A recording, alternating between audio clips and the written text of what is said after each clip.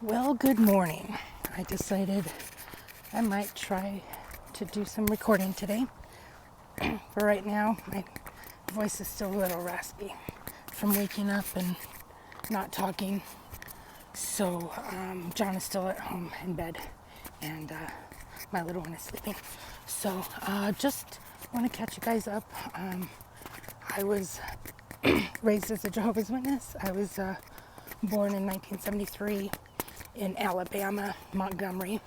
My dad was an elder, my mom was a regular pioneer, my sister was a regular pioneer, and my older brother was studying. He was there, he wasn't baptized or anything. He never got baptized, smart on him. One thing I should have followed him on, but I did not. He still stays up with my dad up in Montana, so my dad is being taken care of, which is good because it's so hard for me to be around him right now. All I hear is, are you going to the meetings? How's the meetings? And how's the meetings? So I don't really get much of a feel of how my life is and how things are going. I tell him things are really hard and I wish we would have gone to school so that we could have supported ourselves. I get Jehovah provide, but I've got to have faith. So that's what I get from that. It's just kind of hard. I don't really want to hear that. Since I've woken up, it's just been one thing after another that's just reaffirmed why I am not going and not studying. And I really haven't had anything to do with the Bible at all. It hurts me, hurts my heart that all of those lies have been put upon God and his Bible, and I don't know what to believe. So I'm just leaving it alone, and I'm using the good that I was taught to be a better person and to help others, so I can just move on with life and be a happy person. And I've always been a pretty happy person, but this has really hurt my heart big time for Jehovah's Witness, for not for the people, like we've always said, the people we know, our members that are loving and kind people. It's the organization that's put all this burden upon us that is not supposed to be there. I hope you guys are enjoying the view, because I know it's a stress reliever for me, and I've wanted to talk for a long time, but haven't had the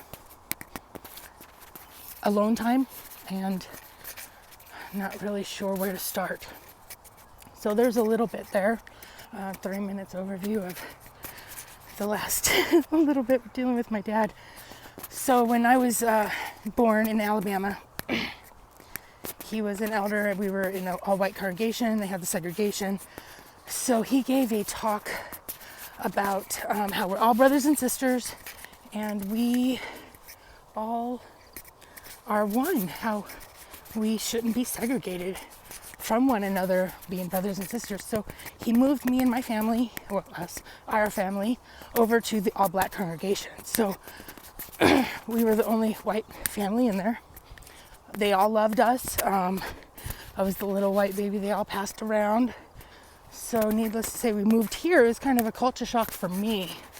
I didn't have the same people around. Same speech was, Alabama, they speak a bit different down there. So Colorado was a little bit different, but I managed. I was only 3. They continued to, my mom was a regular pioneer and my dad was an elder.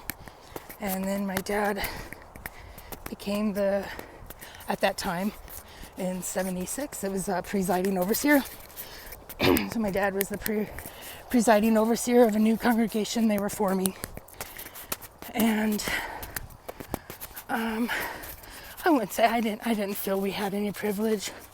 I was a little girl, 5, 6, 7. I loved everybody. Everybody loved me. I thought it was wonderful. Take that back. I did have some hardship when I was 6, when my mother passed away. And Then my dad went traveling for a bit. We went on the road seeing family up through Montana, to Oregon, Washington, down to California, to Arizona. We even went back down to Alabama to go see all of the friends down there and to let them know what happened and all that. So I did not start school when I was supposed to, and that put me back a little bit in school. A year in school I was behind, but just due to social interaction, I knew how to read, I knew how to write my letters and all that. My mom had taught me and my dad had taught me too, so I knew how to read, especially from all the publications. I remember reading with my dad every night the Paradise Lost, Paradise Restored book, and I loved that book. I loved that book. And I don't know what happened when I was a teenager. I guess I got rid of it. But a sister, not long ago, a few months ago, I was over at her place helping her try to move, and I just didn't even know where to start with her place. But I love the sister. She helped me a lot as a teenager, and I love this lady. But anyway, she gave me a copy that she had found of that book, knowing that I had been looking for it for a long time. And so I feel really bad now that, I'm considered apostate, I think, because I don't believe the same thing as them anymore. And I don't want to read the Bible, and I don't want to go to meetings, and I'm certainly not going to go preach to anybody. So I suppose that makes me an apostate. I have not turned in any letters or anything like that. I'm just faded, I guess. I'm not talking bad about any of my brothers and sisters. I love them dearly. They are only doing what they feel is best from what they've been told and brainwashed by. I can't hold anything against them. As far as growing up, when my mom died, and then my dad, he got remarried about 6 months later. So my mom passed away June 12th of 1979, and my dad remarried January 1st, 1980. And, well, that was a nice little wedding over at one of the elders' homes. It wasn't a mansion or anything, just a nice, large home, not super fancy. But we had it there at their house, a little ceremony or whatnot. And she had 2 boys, and they were 5 and 7 years older than me.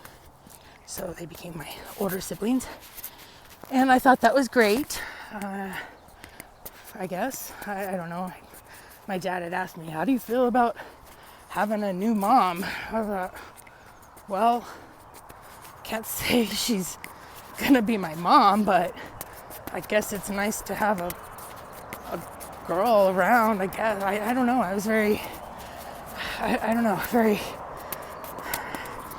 I don't know what I was. I missed my mom, but yet I was told I was going to see her shortly and I wouldn't need to worry about things. And then, I was a kid. I don't know. I just kind of went along with the flow. This is my dad. I'm supposed to,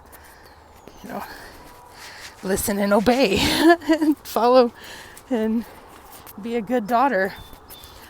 So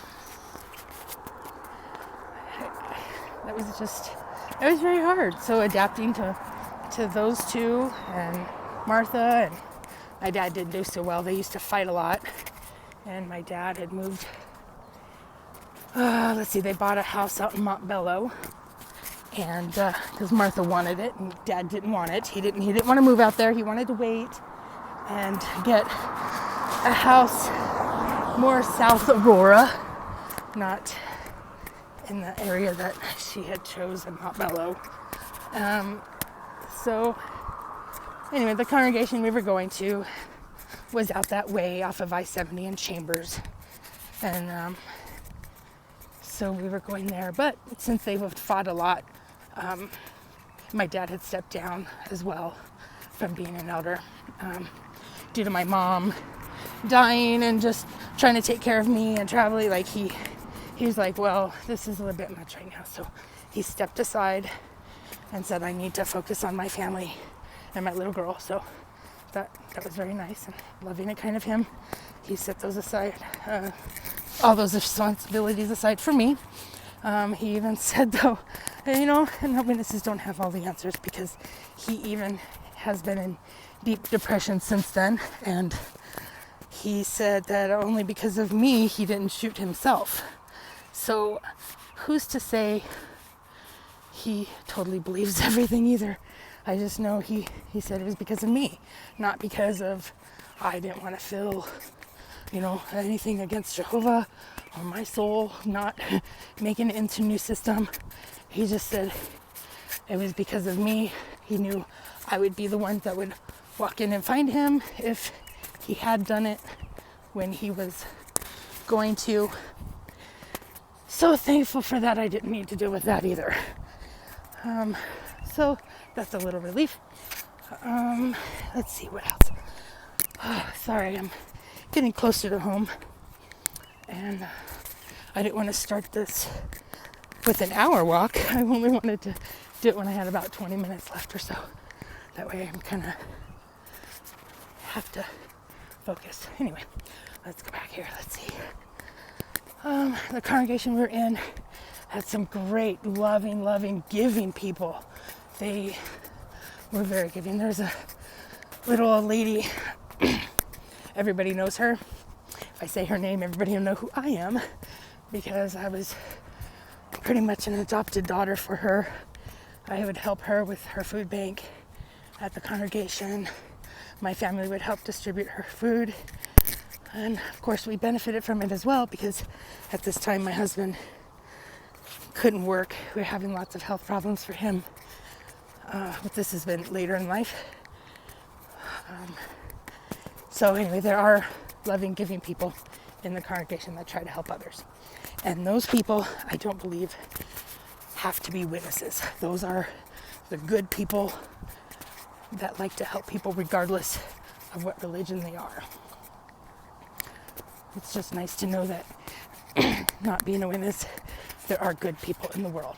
People you can trust, and people that regardless of any other religions, they're still gonna care about people and help.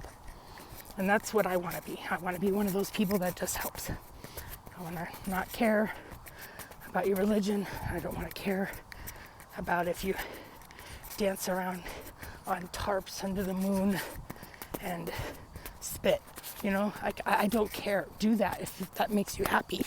I'd like to spit on somebody, that he's up in upper power, and I would never be able to get to him anyways. And I'm sure some of you might like to know who he is, but I'm not that kind of person anyway, so I'll just stand back and watch it all crumble. Anyway, I hope that I can get some of this out, and you guys are understanding all this. First time I've ever done a little thing like this, so if you like it, please let me know. I'm going to continue my story. I'm not sure when, because I'm not really alone that much. Maybe tomorrow morning I can get up early again and beat John out the door, not make him get up, and I can get out here and record some more. Changed. Like, my whole life changed after my dad got married, though. I must say, having a stepmom was pretty rough. It felt like there was no pleasing her. She was always beating me for something I didn't do right, or I didn't put something away, or I felt like I was always on eggshells around her. It was not a good environment. My dad, he was depressed. I never got to talk to him. She kind of sucked the life out of him. And she nagged on him all the time. And he bought her a house. He bought her a couple houses. The last one was really nice, out in the country. We had a view of all the all the mountains. That's another reason why I love looking at the mountains, because I could look out and see the mountains out my front windows. Just my bedroom windows. Personally, I could see Pikes Peak all the way up to Fort Collins. So I had a nice view from my bedroom that I very much enjoyed and took advantage of every day. I also got on the school bus at 6:20 every morning, so I got to see the sunrise every morning, and I really enjoyed that. It gave me time to ponder, just as I do now. I pondered about this stuff about JW, and for some reason my dad just kept convincing me that it's the truth, it's the way, it's what we're supposed to do. He was not any religion before. He wasn't religious. My mom actually had gone and was searching for the witnesses. She says, I heard they teach the Bible, and I want to learn about the Bible. So she saw the witnesses going to the neighbor's house, and she tracked them down, and the neighbor said, oh yeah, they'll be back next week. So my mom waited out the window for them to come. They came, she went out to the car, started a study. That was that. Took my dad a little while, but once he quit smoking and came along, I guess it didn't take long for him to progress to being an elder. They were very happy together, my mom and dad. They knew each other since 2nd grade in Great Falls, Montana. So I guess that's pretty special there. They felt they had met the love of their lives there, and that's amazing. And I'm happy that they had that. My dad has been searching for somebody, but hasn't found anybody yet. Well, I'm just about home, so I will sign off for now.